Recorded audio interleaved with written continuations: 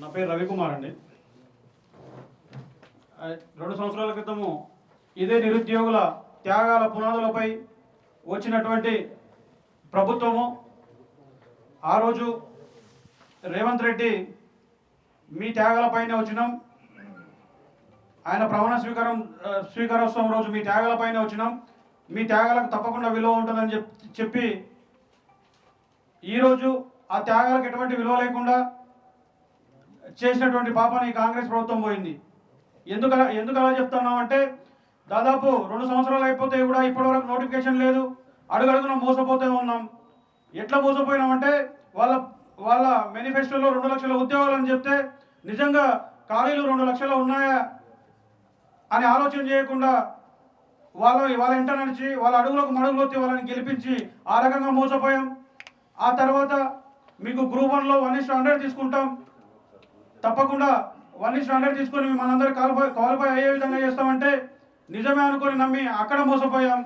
లేదు మేము కొత్త జాబ్ క్యాలెండర్ రిలీజ్ చేస్తున్నాం, అది కూడా చట్టబద్ధమైన జాబ్ క్యాలెండర్ రిలీజ్ చేస్తున్నాం, తప్పకుండా జాబ్ క్యాలెండర్ రిలీజ్ చేస్తామంటే మేము నమ్మి ఆ రకంగా మోసపోయాం.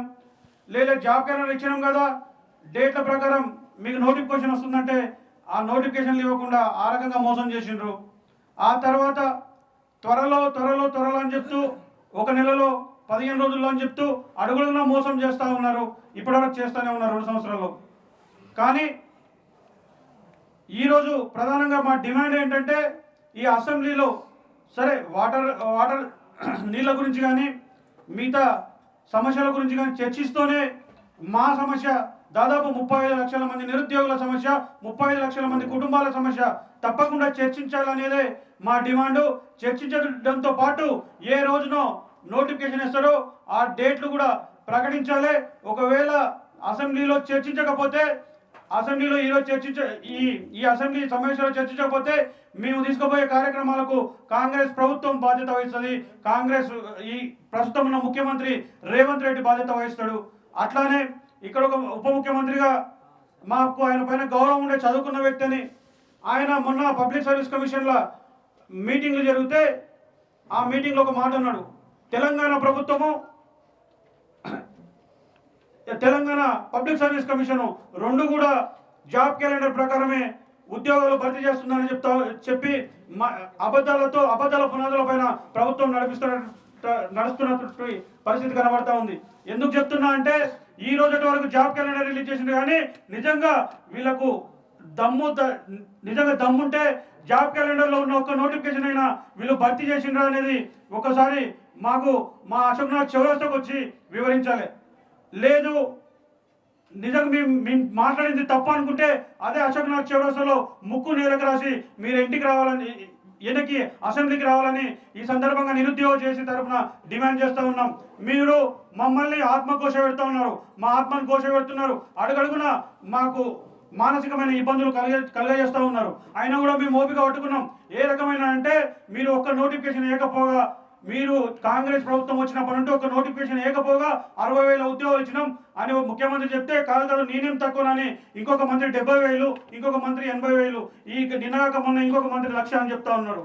ఈ రకంగా మీరు నోటిఫికేషన్ లేకపోయినా మా మీద అబండాలు వేస్తూ 1,00,000 ఉద్యోగాలు ఇస్తున్నామని చెప్పేసి మా ఉద్యోగాలు ఇవ్వని ఉద్యోగాల్ని మమ్మల్ని బలి చేస్తూ సమాజం దృష్టిలో 60,000 ఉద్యోగాలు వేస్తే కూడా మీకు రాలేదని చెప్పి మా ముందు మా వెనకాల నవలపాలు చేస్తుంది ప్రభుత్వం.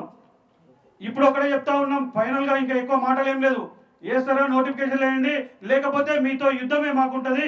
యావత్ 35 లక్షల మంది నిరుద్యోగుల పక్షాన చెప్తున్నాం, ఇంకా యుద్ధమే మీతో మాకు మిగిలింది. ప్రభుత్వమా నిరుద్యోగులు తేల్చుకునే రోజు అతి దగ్గరలో ఉంది. మీరు అసెంబ్లీలో గనక చర్చించకపోతే ఇంకా దాంతోపాటు ఇన్ని రోజులు సంవత్సరంలో 2 లక్షల ఉద్యోగాలు ఇస్తామని అధికారంలోకి వచ్చిన వాళ్ళు ఒకటైతే ఆ ఉద్యోగాలు లేకపోతే అడగాల్సిన బాధ్యత ప్రధాన ప్రతిపక్షం పైన ఉంది. ఆ ప్రతిపక్షం ఏం చేస్తూ ఉంది అడగడంలో మీరు భయపడుతున్నారా? బీఆర్ఎస్ పార్టీ కూడా అడుగుతా ఉన్నా, మీరు అడగడంలో భయపడుతున్నారా? బీజేపీలు అడగడంలో భయపడుతున్నారా? అసెంబ్లీని స్తంభింపజేయండి. అసెంబ్లీని స్తంభింపజేస్తే ఈ 35 లక్షల మంది నిరుద్యోగుల ఓట్లు మీకు అవసరం లేదా? 35 లక్షల మంది నిరుద్యోగుల ఆత్మఘోష మీకు అవసరం లేదా? బీజేపీలు కానీ ఆ తర్వాత సిపిఐ కానీ మీరందరూ కూడా చెప్తా ఉన్నాం, మేము మీ నియోజకవర్గంలో ఎమ్మెల్యేలు ఎక్కడెక్కడ ఉన్నారో అన్ని ప్రతిపక్షాల ఎమ్మెల్యేలకు కూడా ఈ సందర్భంగా ఒక అల్టిమేటం జారీ చేస్తూ ఉన్నాం. మీరు గనక నియోజకవర్గాల్లో ఎట్లా తిరుగుతారో చూస్తాం. మీరు ప్రశ్నించకుండా బయటికి వెళ్తే మీరు నియోజకవర్గం ఎట్లా తిరుగుతారో చూస్తాం. ఈ ప్రభుత్వానికి ఎంత విఫలమైందో ఆ విఫలమైనటువంటి అంశాన్ని ప్రశ్నించే హక్కు ఈ ప్రతిపక్షం పైన ఉంది. ప్రతిపక్షం ప్రశ్నించకుంటే ఇక్కడ అధికార పక్షం ఎంత విఫలమైందో ప్రతిపక్షం కూడా అంత విఫలమైందని భావిస్తూ ఈ అసెంబ్లీ సమావేశాల్లో మా గురించి చర్చించకపోయినా, ఈ ఎమ్మెల్యేలందరూ మాట్లాడకపోయినా మేము తీసుకుపోయే కార్యక్రమాలకు బాధ్యత వహించాల్సి వస్తుందని ముగిస్తాను.